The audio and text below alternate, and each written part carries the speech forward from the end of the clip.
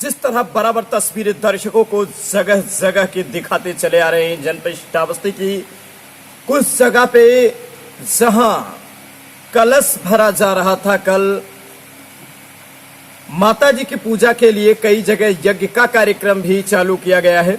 वही कल की भी तस्वीरें दर्शकों को दिखा रहे कि नवरात्रि के पावन पर्व पर जो पहला दिन था, किस तरह लोगों में चहल पहल मची हुई थी। लोग चहल पहल बड़े धूमधाम के साथ इस नवरात्रि के पावन पर्व पर लोग भकला घाट पर जल भरने के लिए कलश में पहुंचे थे। वही आज दूसरी तरफ तस्वीरें दर्शकों को हम दिखाएंगे जनपद श्रावस्ती की ज्ञानेश्वर धाम की, जहां पर हमारे बीच में ज्ञानीदास बाबा जी मौजूद हैं। हम इनके पास ले चलेंगे और महाराज जी अपना परिचय बताएंगे। इसके बाद अपने चैनल के माध्यम से, हमारे चैनल के माध्यम से ज्ञानीदास बाबा जी महाराज हमारे बीच में मौजूद हैं और इनके यहाँ आश्रम पर हम पहुंचे हैं। पहले कैमरा पर्सन से चाहेंगे कि इधर आश्रम की भी तस्वीरें दिखाएं। आश्रम ये बना हुआ है ज्ञानीदास बाबा का। ये आश्रम बहुत पुराना बताया जा रहा है, लेकिन फलाहारी बाबा हमारे बीच में हैं। इनसे पूछताछ करेंगे कि आखिरकार ये जो आश्रम की तस्वीरें दिखा रहे हैं, आश्रम कब निर्मित हुआ है और क्या है पूरी कहानी। और सत्संग आज चैनल के माध्यम से हमारे महाराज जी बने हुए हैं, वो सत्संग हमारे चैनल के माध्यम से देंगे। जी महाराज, आपका परिचय। जी, ज्ञानीदास जी महाराज, और ये स्थान ज्ञानेश्वर धाम, और पिता का मेरा नाम था बुधराम जी, और मेरा परिचय श्री ज्ञानीदास जी महाराज। ये महाराज जी कहीं ना कहीं जो आश्रम बना हुआ है, ये आश्रम कब से है, क्या कुछ जानकारी इस संबंध में? सर, ये आश्रम जो है बहुत दिन पुराना है। इस गांव में पहले जो है कुछ लोग आकर के और एक जो है कई ब्रह्म राक्षस को यहाँ छोड़ गए थे। इसलिए इस गांव में कहीं आग लगा देते थे, कहीं ईंटा बहाते थे, कहीं कुछ करते थे। इससे लोग परेशान हो करके, और जब कोई रास्ता नहीं देखा तो एक सुझाव दिया एक क्षत्रिय ने, और वो सुझाव लेकर के गांव वालों ने यहाँ आकर के एक चबूतरा बना था, छोटा था, और शंकर जी का जो है रखा हुआ था शिवलिंगी, और उसी पे आकर के हनुमान जी का झंडा गाड़ा और जो है पूजन करने लगे। सब लोग आत्मा से, तन मन धन से मानने लगे। इसलिए थोड़े ही दिनों के बाद में इनकी ऐसी कृपा हुई कि वो ब्रह्म राक्षस बाधा सब समाप्त हो गया। और उसी के बाद में यहाँ एक सिंह आया था, जो किसी दैविक शक्ति उस पर सवार होकर के आई थी माता जी, और वो लगभग 3-4 दिन तक यहाँ पर था, लेकिन कोई हत्या या कोई अन्याय उसने नहीं किया। और फिर माता जी सवारी करके यहाँ से चली गई। तभी से ये स्थान का महत्व बढ़ गया।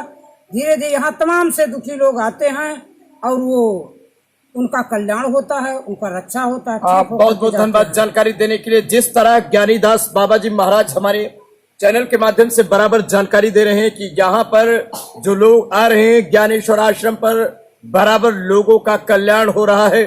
चाहे जैसे समस्याएं, उससे कहीं ना कहीं निजात मिल रही है, ये महाराज जी का यहाँ कहना है।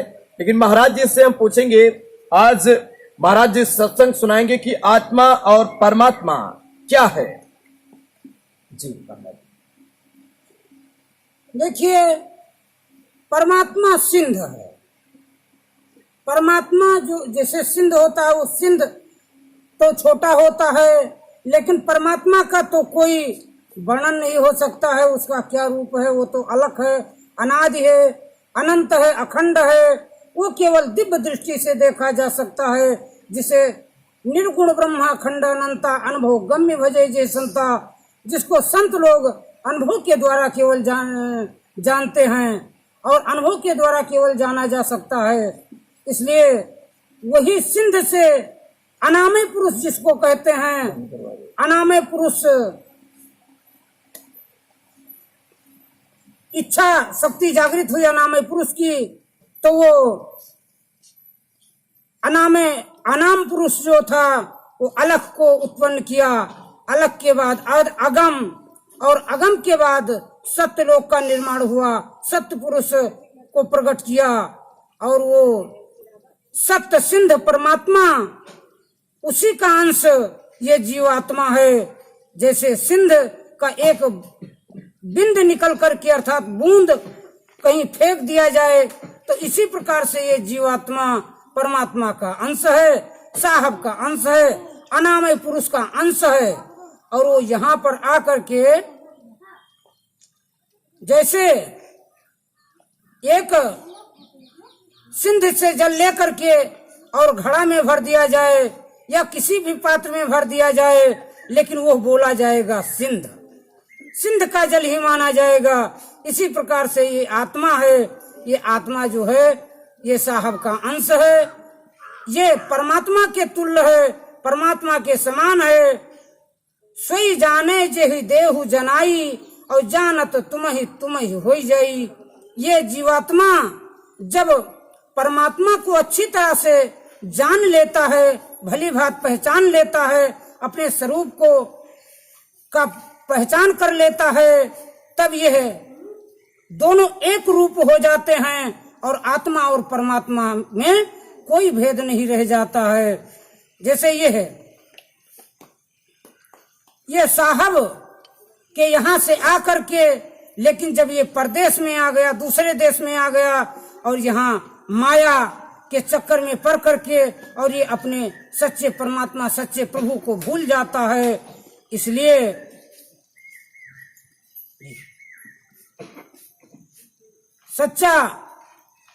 सच्चा परमात्मा ही ये जीवात्मा है, जीवात्मा ही परमात्मा है, क्योंकि ये बिंद है और जब जाकर के सिंध में मिल गया तो ये भी परमात्मा का रूप हो गया। इसलिए परमात्मा क्या है? परमात्मा प्रकृति से परे जो केवल प्रकाश स्वरूप है। परमात्मा क्या है? परम प्रकाश रूप दिन राति, तह नहीं चाहे दिया घृत बाती। राम भगति चिंता मणि सुंदर, बस ही गरुल जाके उर अंतर।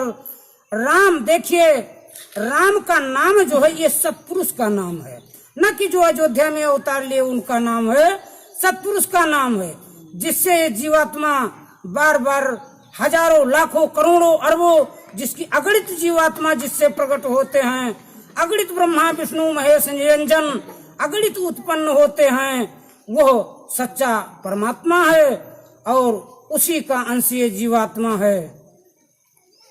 इसलिए ये जीवात्मा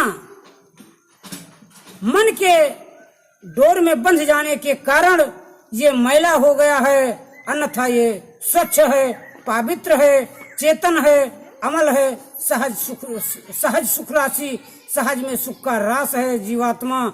लेकिन ये परमात्मा के यहाँ से जब आ गया तो देखिए, ये जीवात्मा और परमात्मा ये दोनों को इस दृष्टि से हम आप देख नहीं सकते हैं, इस दृष्टि से हम आप नहीं देख सकते हैं, क्योंकि वो अलग है, अनादि है, अखंड है, इसलिए देखा नहीं जा सकता है। केवल उघरे ही विमल बिलोचन ही के, जब हृदय रूपी त्रिनेत्र जो त्रिकुटी महल पे नेत्र है, तीसरा नेत्र जब वो खुलेगा तब वो सच्चे परमात्मा को हम आप देख पाएंगे, जो कि माया रहित है। वो न कभी अवतार लेता है, न कभी शरीर धारण करता है, वो एक चित सच्चिदानंद घन परमात्मा साहब है।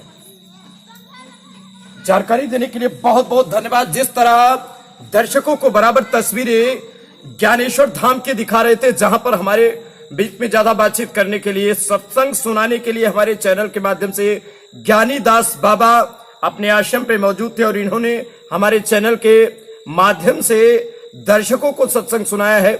आप हमें कमेंट बॉक्स में कमेंट करके जरूर बताएं कि ये सत्संग आखिर कैसा लगा, और आगे एक नई जानकारी के लिए कि मानव के जीवन में आखिरकार संतों का क्या महत्व है, आखिर जीवात्माओं का कल्याण कैसे होगा और जीवात्माएं कहां से आई हैं और कहां जाकर समाहित होंगी, ये सारी जानकारी के लिए आप बने रहेंगे हमारे चैनल पर।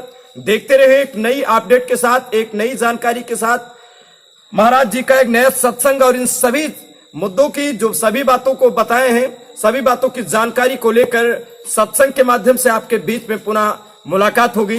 तब तक के लिए आप देखते रहे हमारे चैनल को पीके श्रावस्ती। एक नई अपडेट के साथ पुनः आपसे मुलाकात होगी। तब तक के लिए नमस्कार।